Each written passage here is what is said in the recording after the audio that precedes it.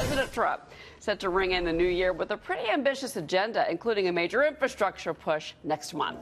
The president tweeting from his working vacation in Palm Beach yesterday saying, quote, "All signs are that business is looking really good for next year, only to be helped further by our tax cut bill. Will be a great year for companies and jobs. Stock market is poised for another year of success." Also on the calendar in the upcoming year, crucial midterm elections. Joining us now to weigh in on all of that, editorial director for the Washington Examiner, Hugo Gurdon. Hugo, good morning. Good morning, Cheryl. So do you think that we are going to actually see bipartisanship? Because usually the one thing that they can agree on is infrastructure, whether they're a Republican or a Democrat. Think it happens? Yeah, I think that if you're going to bet on anything uniting the two parties, it would be infrastructure. The Democrats will head into 2018 and into the midterms opposing pretty much everything that the Republicans and President Trump want to do. But they like infrastructure. You remember they spent $1 trillion at the beginning of the Obama administration as well. And I think that this is their opportunity, and they may seize it, to head into the 2018 elections not looking like the party that says no to everything. They're going to say no to everything else, but they like infrastructure. So perhaps the president is betting on the right thing here. And there is a meeting the president is holding at Camp David in the first weekend of January with Mitch McConnell, the majority leader in the Senate, and Speaker Paul Ryan from the House to get themselves on the same page on this. So, you know, this is certainly something that they want to do. Hey, Hugo, it's Mike Block. Good morning. Hi there. So, looking at the Democratic side here, as you put it, they don't want to be seen as going along with anything the GOP and Trump is doing.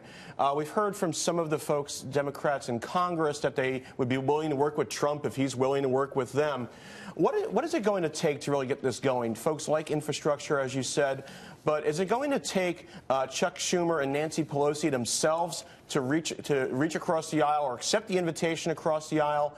Can it be somebody else? Who's going to lead the charge here? Well, yeah, I think that the leadership certainly has to get very involved. And the balance here is going to be that the conservatives in the House are going to be very reluctant to do a lot of what goes into the infrastructure, any kind of infrastructure package.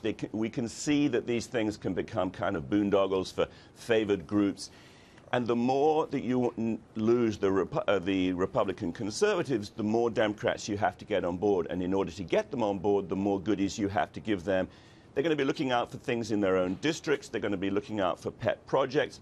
And there'll be a constant sort of tension and tussle between the Republican leadership and the Democrats and what they want to get. And, you know, Hugo, my question is about how we're going to pay for all of this, because one of the things that President Trump seems to be looking at is public-private partnerships and also getting money from states, trying to kind of take the burden off the federal government. We just came off a very expensive tax reform package, $1.4 trillion.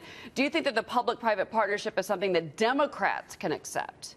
Well, they, of course, don't like it, and they actually don't see nearly as much need for the private part of the, of the partnership. But President Trump and the package that appears to be shaping up looks like $200 billion of federal money, a lot coming from the states, and the proportion of private partnership, is very much unclear. But, if the Democrats want infrastructure spending, and it looks like the president and the GOP Congress is willing to go along with this, at least to some extent, then I suspect that they will accept private partnership.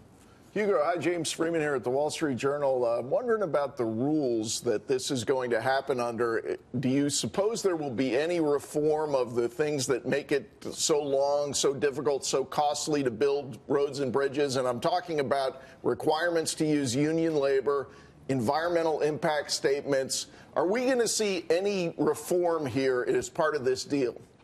I suspect that the Republicans will try and have try and have some of that, but obviously that'll be resisted very much by the Democrats. And if the president wants a bipartisan bill, and if he needs a bipartisan bill in order to get this passed, then I should think that that would be very, very limited.